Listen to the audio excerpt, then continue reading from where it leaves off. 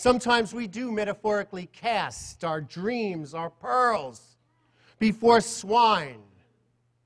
And what do they say? What does the person say when you're about to share a dream? You know what they say. Do you want to know what I think? And when someone says, do you want to know what I think? You know what's coming. All the reasons why it won't work.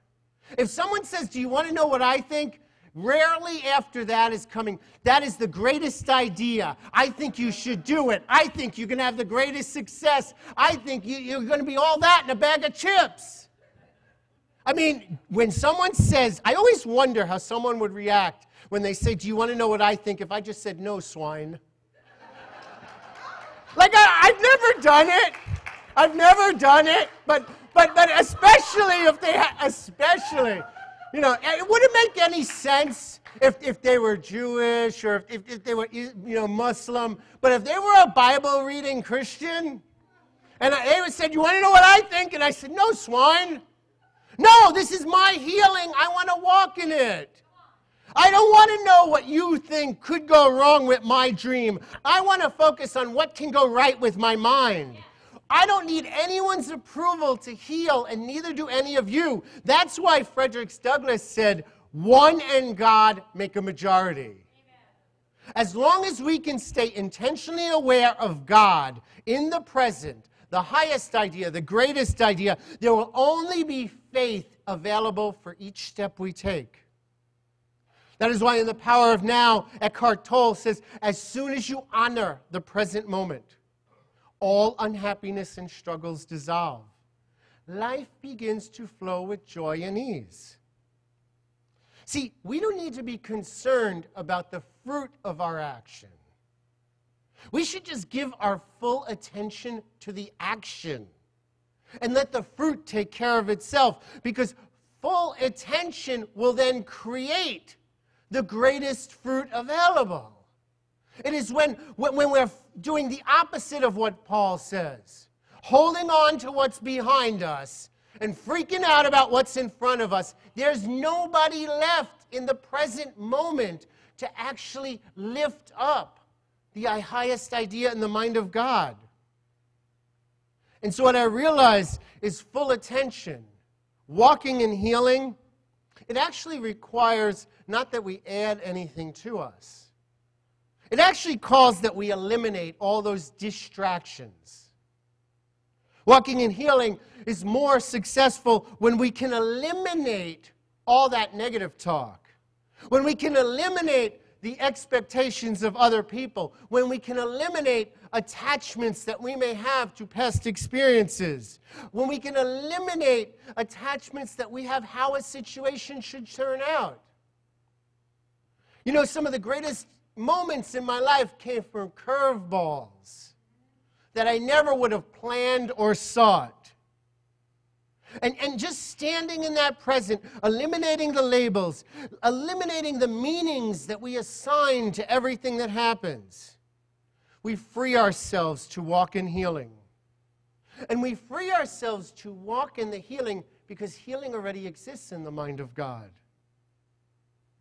I recently heard that history is being made every second by a simple look or a gesture or that unintentional footprint left in the sand.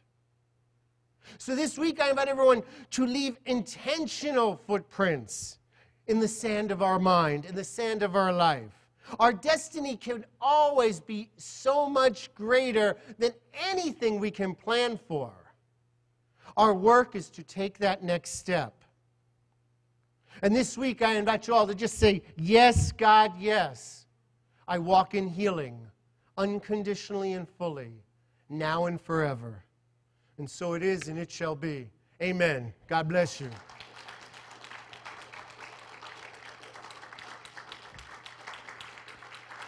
God bless you. Normally I would pray now, but I chose to read a special poem.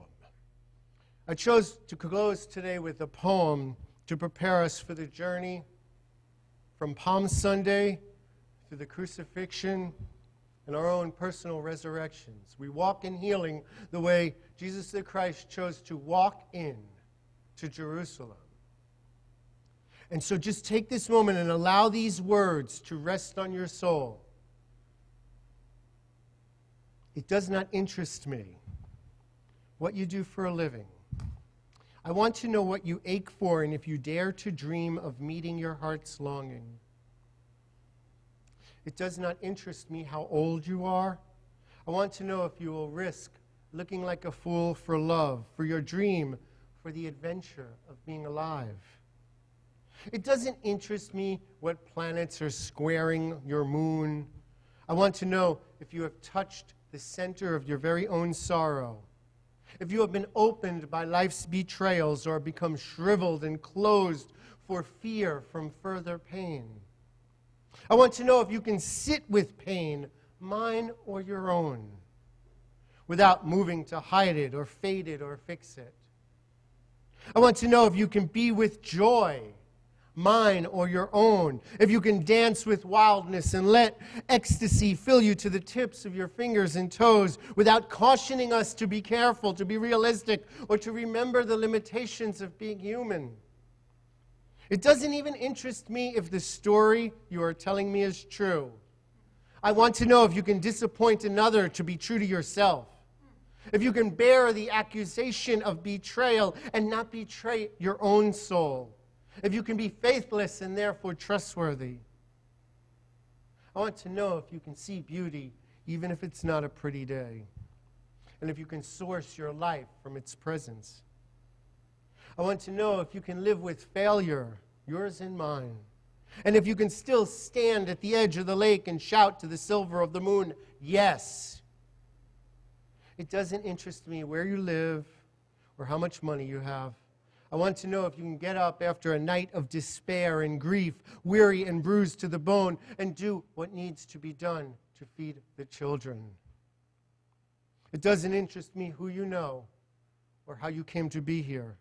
I want to know if you will stand in the center of fire with me and not shrink back. It doesn't interest me where or what or with whom you have studied. I want to know what sustains you from the inside when all else falls away.